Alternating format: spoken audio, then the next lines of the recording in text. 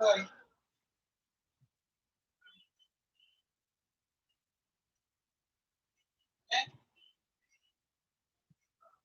guys, just comment your names please, yung full name.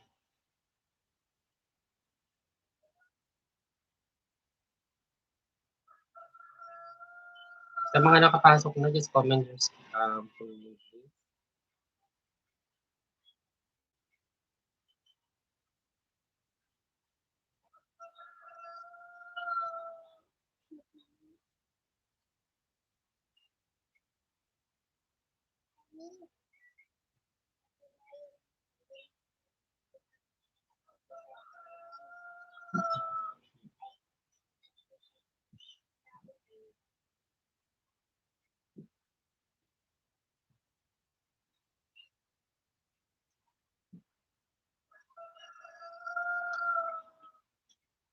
Hello?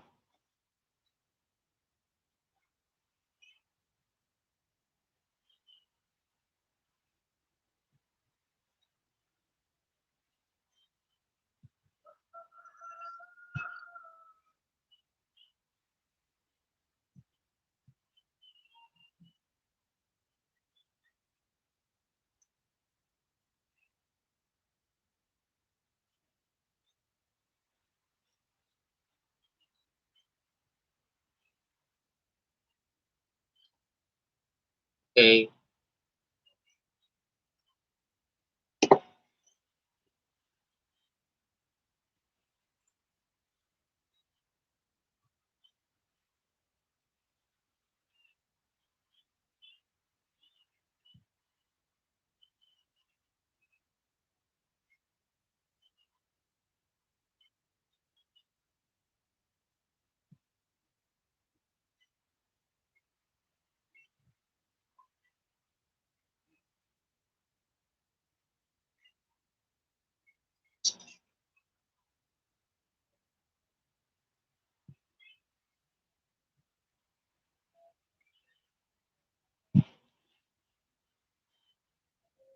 While waiting for your classmates, I suggest, paki-comment na lang guys kung sino yung mga nandito so that I know kung kaninong elective ang uunahin natin to discuss on the specific list of activities to be conducted to your 10-day work immersion period.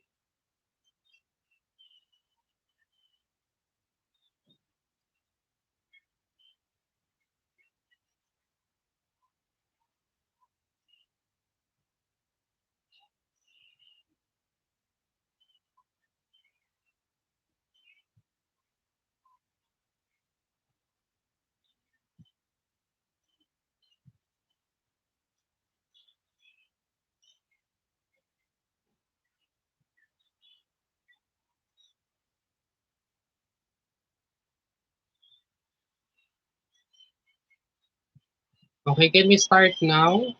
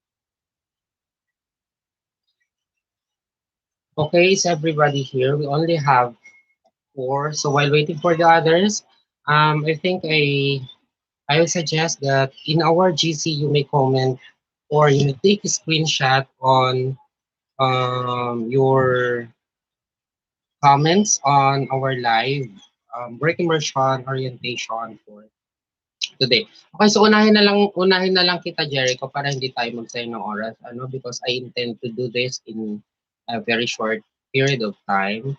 Unahin ko na yung sayo, Jericho. Anyway, ko naman yung nandyan. So, apart from the UMS elective, what I have forwarded to our GC are also the specific activities, list of activities to be conducted or to be done to the different elective subjects. So, ang unahin muna natin, since ang unang nag-comment dito sa atin si Jericho, unahin ko yung yung forward ko for UMS, for ABM under your subject, Jericho. Okay? So, it it states there that on your first competency, the first activity that you need to do on that particular competency is, it says here, this is from Ma'am Malu's um, suggestion, okay? So based on your daily activities, give three situation that illustrate fractions, decimals, and percent. So ito yung ilalagay mo dun sa day one mo, Jericho. Now, what could be more specific than this is, I would suggest na pwede siguro, pwede yung daily activities mo, pwede siguro that you may start with the representation of your family members. Just like, for example, on your first day, you may identify the number of siblings in your family. So, i-indicate mo doon kung ilan ang father mo, ilan ang mother mo, ilan ang mga kapatid mo. Things like those can also be more specific than this to be undertaken on your first day. And then, on the second day is differentiate profit from loss in your own words. Kung na gamit dito, since mag-start naman na tayo on identifying your siblings, it could be more specific if you are going to identify kung ano yung halimbawa yung fraction, decimal or percentage, pwede rin siguro. Yung percentage ng family members mo is like, for example, um, ilan ang babae sa family mo? Ano yung percentage ng babae at lalaki sa family mo? For you to be able to apply, the how do you call this? Um, parang kalahati ang katawan ko pala. For you to be able to apply the competency that you need to finish on your first day. Next. The third activity is, can you hear me clearly, guys? Give a weekly expenses. Give your weekly expenses and family monthly expenses and identify the graph table that appropriate to be used in the data. So since you are under ABM, it is expected that on this day, on pang ilang day na ba to, on your fourth activity. Anyway, may guide ka naman na sinend ko doon sa doon sa, ang tawag dito, doon sa GC natin. Pwede kang mag-browse doon and try to locate from which among those days magfo-fall itong Pero guided ka naman doon sa daily mo. But ang importante is on your third competency, fourth competency is present your weekly or monthly expenses. Siguro, I would suggest later on I will also ask the permission of Ma'am Malu or the suggestion of Ma'am Malu na mas gawan niya ng mas specific na activity. Just like, for example, since you will be doing this only for a 10-day period, I would suggest na siguro within the day. What um, gagawa ka ng table on your expenses for this day. Halimbawa, you will be starting this on June, ano na ba ngayon? Today is June 6. Okay. So for example, mag-start ka ng June, let's say 7 or 8. Ano yung expenses nyo, yung daily expenses nyo or expenses nyo on that. And then you try to present it through a graphical presentation. Maybe it could be through a table or through table or pwede rin ng graph, pwede rin ang bar, pwede rin ang line graph. So whichever you feel, whichever you are most comfortable of drawing or illustrating. Okay? And then the last one is from the data given, present it in a graph. O, ito na yung sinasabi ko sa iyo that you may present it through any graphical presentation na mas komportable ka. So since you will be accomplishing this through or via or you need to be submitting your output, I suggest na i-encode mo na lang siya so that if there's a need to be to edit, at least meron kang i-incorporate kapag halimbawa meron akong i-check on the table or on the graph that you will be submitting. Okay? Kasi mas madali mag-edit ng ganun. I will be giving you suggestions on this later on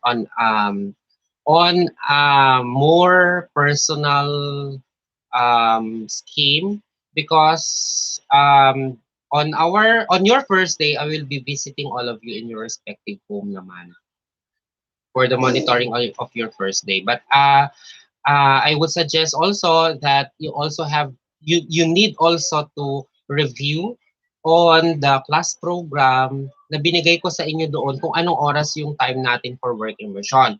If possible, since you are still accomplishing on the different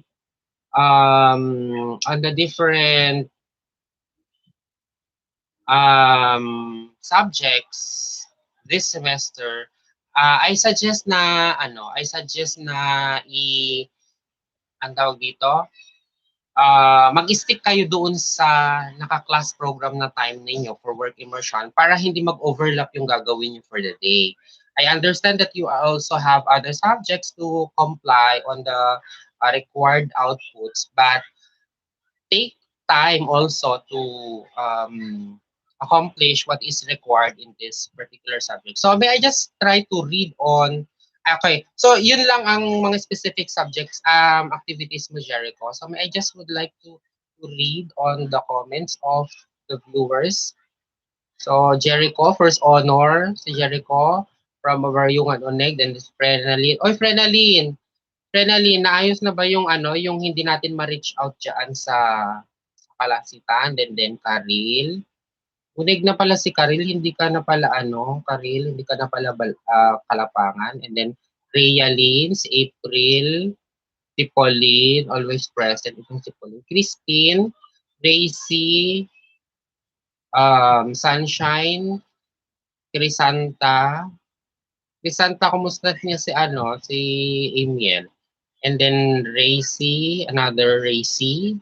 Why did you delete your first comment? Christine, buti pa si Christine, mahina ang signal dun sa kanila pero fighting, laban lang ng laban, labern na labern siya. And then Joey Contratista. So now let's move on to the specific activities of UMS. If you happen to have question, Jericho, you may personally message me or send a message on our GC so that at least we can manage it right away before we start your first day. Okay, so let's move on to the specific activities for UM's elective. Number one is, since I was able to present already this particular or this is specific activities to be done in your respective electives, I assume that you were also able to have your advanced reading on this so that If you happen to have questions, as I discussed these activities to you, you may raise any of your concerns. So the first activity is using a graphic organizer. Illustrate how your family members are organized according to your specific roles and responsibilities. So what are possible graphic organizers that are acceptable to be illustrated in your output can possibly be since this is a creative portfolio, try to make it more creative. Just like for example, if you wish to draw or to illustrate a family tree representing your family members. Okay? Pwede kayong sumulat, pwede kayong mag-drawing um ng family tree, kung saan dun doon natin makikita kung sino yung or kung ano yung composition ng family ninyo, like yung mother, father, or any other graphic organizer na po pwede nyong paglagyan that will illustrate on the members of your family. So that is going to be done on your first day. On your second day, develop an action plan for backyard gardening. So this is going to fall on your first or on your second day. Gagawa kayo ng action plan. I already have asked Sir Ronald if he was able to discuss to you on the different parts or sir mahina signal sa bahay nila sir. Okay, sige, sige. Okay lang anyway, they can just play back this video later on after our live. So, as I was saying, nasabi niya sa akin kanina that he was able to discuss to you on the template of the action plan that is required for this particular activity on your second day. I believe na meron na kayong template dito. So, try to create or draft or develop an action plan about backyard gardening. When we say backyard gardening, guys, you can also make an option or you can also have your own option on whether pwedeng hindi naman absolutely na kailangang necessary na kailangan backyard gardening. Kung pwede rin na mag-identify kayo ng other areas in your residence kung saan kayo gagawa or magde-develop ng garden ninyo. Pwedeng vegetable garden, pwedeng mga ornamental garden, or any garden that will represent a certain activity that falls under gardening. Okay?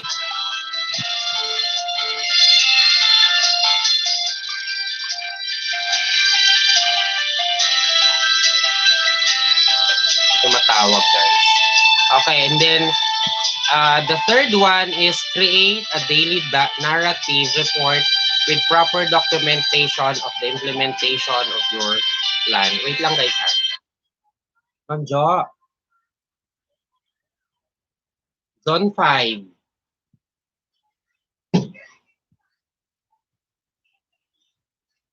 1, sige, sige. Tunong malam ma'am, madama klase.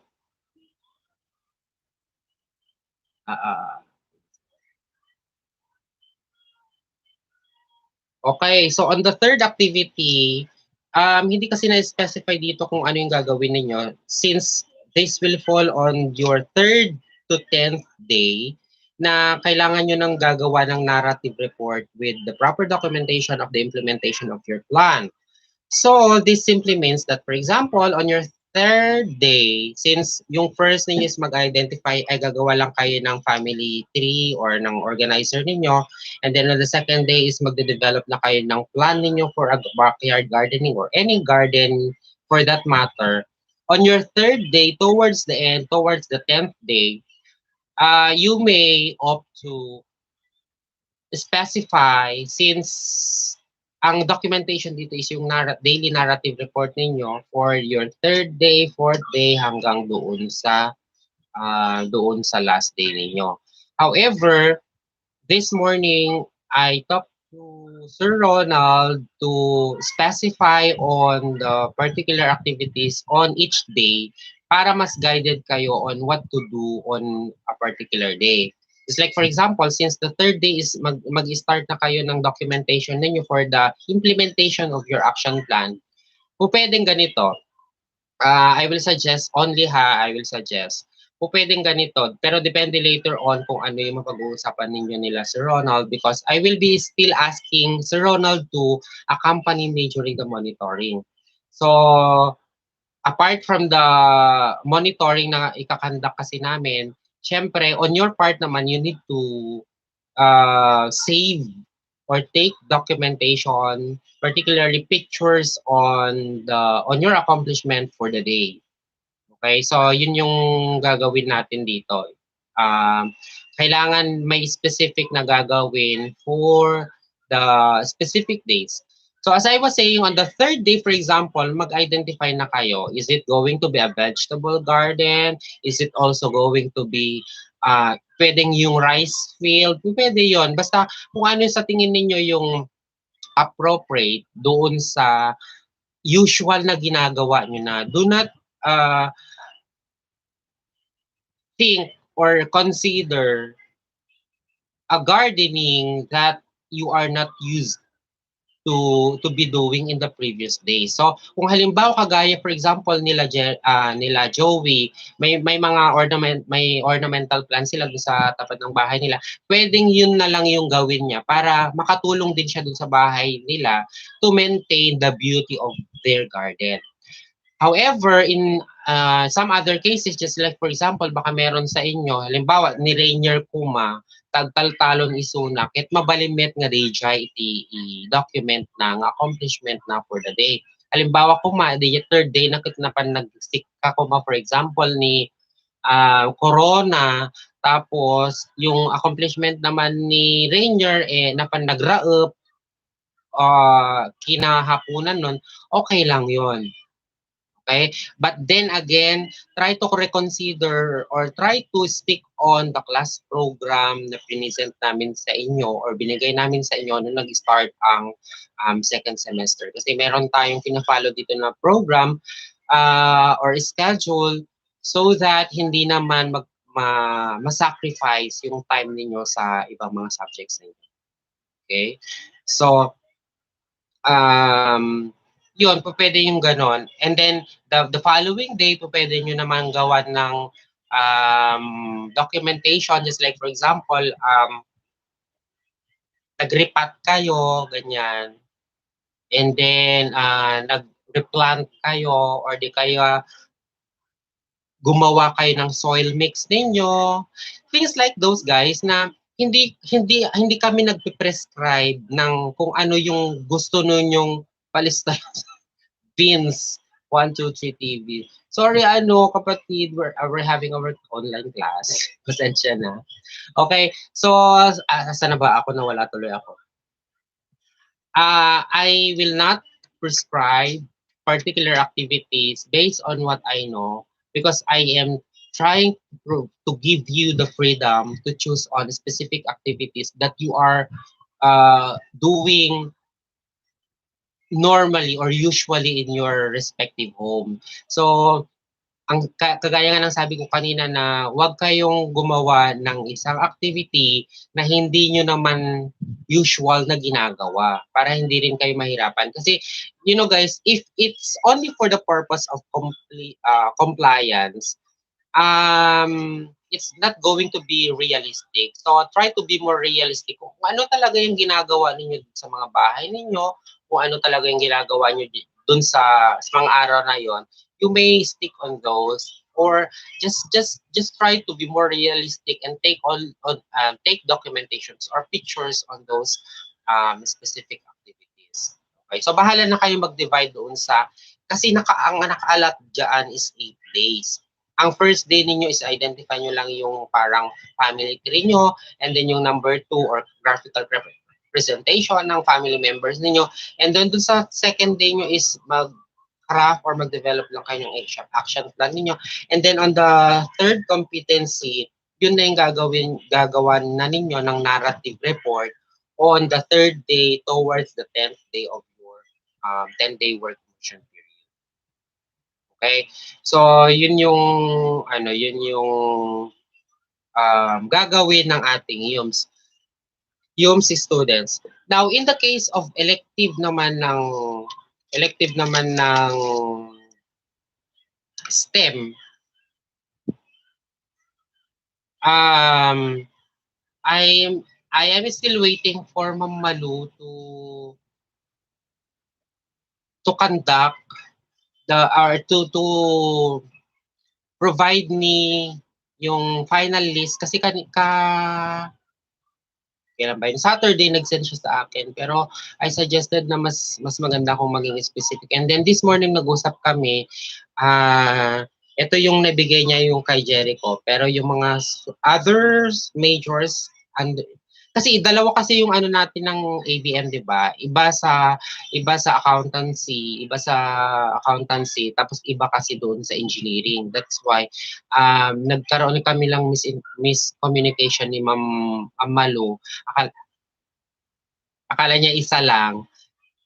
But since kaninang ni-remind ko siya this morning, she said na magsasubmit siya right away. So, I will just send it to you, to our GC, kung ano yung final list of specific activities for the STEM students. Okay?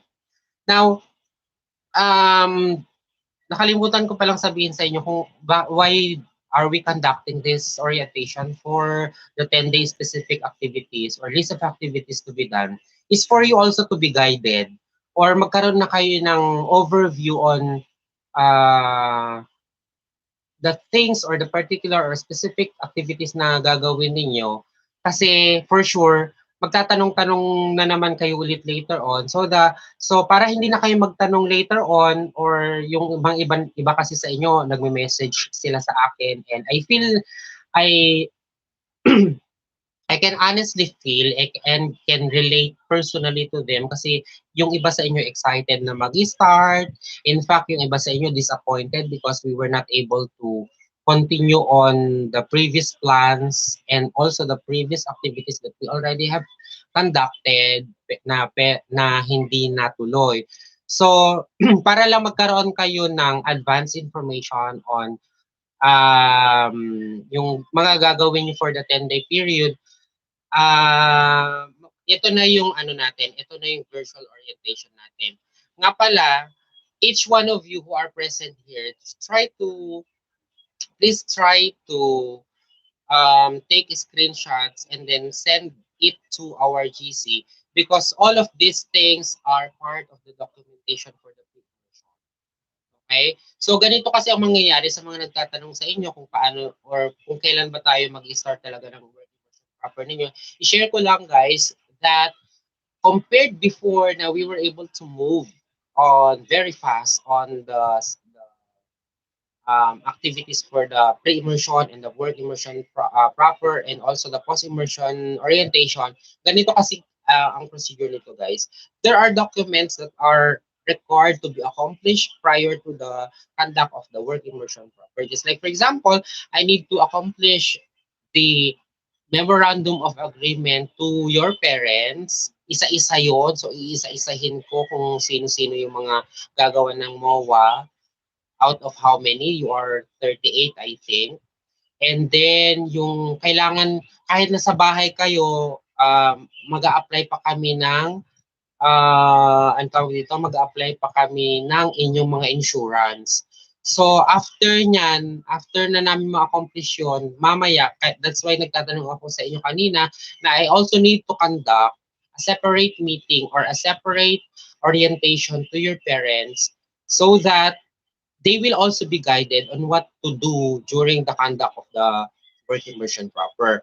Kasi there are some of the concerns that you've raised before that sir kasano dayta no hindi naman ano ang mga parents natin. That's why the involvement of your parents are not more on the competency, because the competency are supposed to be done by you and not your parents. So ang kailangan lang is syempre, dahil kahit na hindi na kayo minors, since nandyan parang naman kayo sa poder ng inyong mga parents, kanino ako magtatanong or kanino ako magpapatulong in terms of monitoring your output or accomplishment of the day, kundi ang mga parents ninyo.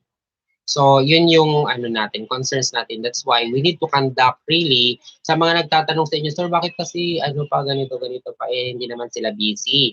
That is why, again, as I said to our GC kanina, na sabi ko ako na lang yung mag-a-adjust ng schedule ng meeting nila or ng orientation nila para naman hindi ma-disturb kung ano yung mga usual activities nila sa mga bahay na yun, because for sure I understand also na busy ang mga parents natin sa ngayon. Okay. So, yun yung mga reasons. Baka lang magtanong kayo or magtanong yung mga ibang classmates ninyo, why are we doing this? Also, why I personally have chosen to conduct this orientation via live on my YouTube channel, not for personal reason or for personal advantage, but also so that others can also play it back after the broadcast, or after our live broadcast. So yun, I hope do not take this negatively or against me, because this is also the suggestion of your other classmates na parang consensus natin dun kanina sa GC natin, that kailangan natin i-conduct ito. But to your parents, mamayang gabi, we will be Ma'am Nori will also be joining us with your parents. I already have asked permission to Ma'am Nori to conduct a virtual meeting to the parents, but I am still trying to consider kung anong platform natin gagawin, because we need to have a documentation on this. But this one is also, or is already good or acceptable. But if it needs or if it requires photos, you can also present, just like what I have instructed to you earlier, you can also present screenshots of your participation for this virtual orientation on work. So if you happen to have questions, you may draft it or you may send it to our GC, so that hindi na tayo magtagal dito sa ating YouTube live broadcast.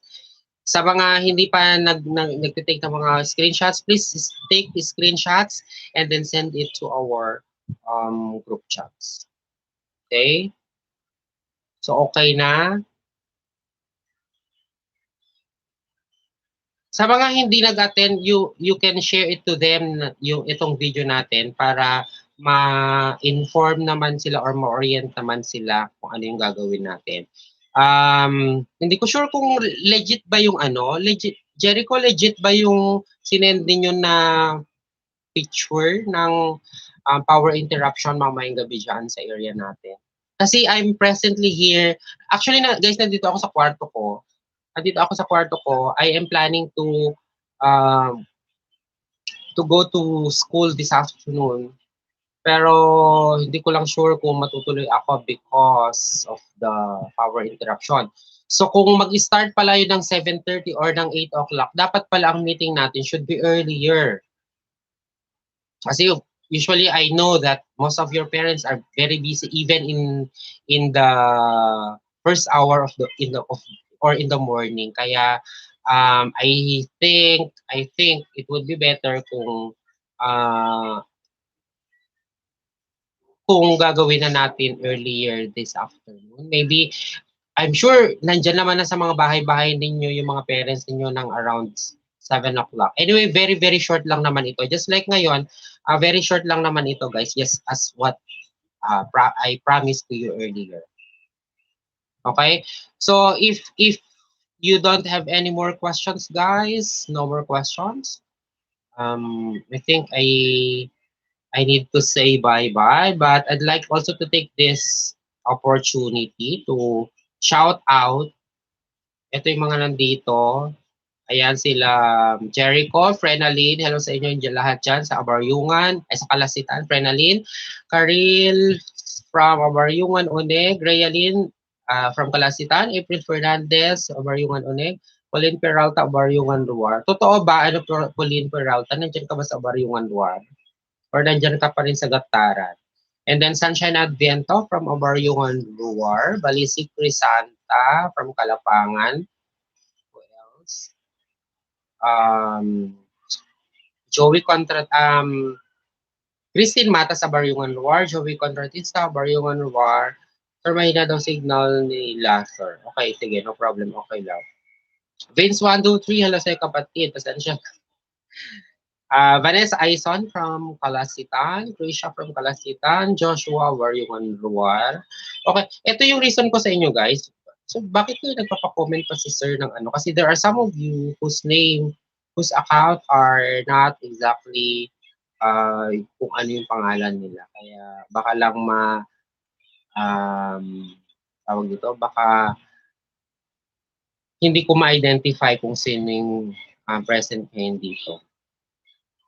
Okay, so if there are no more other questions, guys, I think we need to end. Goodbye, everyone. I hope to see you very, very soon for the conduct or for the start. I hope mamayang gabi also, nandito yung mga ano, bakante na kayo.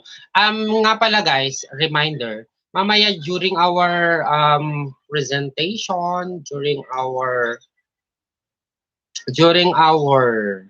call that? Virtual meeting orientation or meeting with parents, please guide them also na ang gagamitin, wag na kayo mag-create ng ibang account. Yung kung ano na lang yung account niyo is yun na lang yung gawin niyo. Anyway, we'll try to do it via other platform aside from this, and then later on, pagka na-finalize na natin kung ano yung minutes ng meeting natin, maybe we can also have another meeting on what transpired during that particular meeting. A separate meeting for all of us. Okay. So if there are no more questions, guys, I think I need to end this live. Thank you so much for joining, guys. See you soon. God bless. Bye.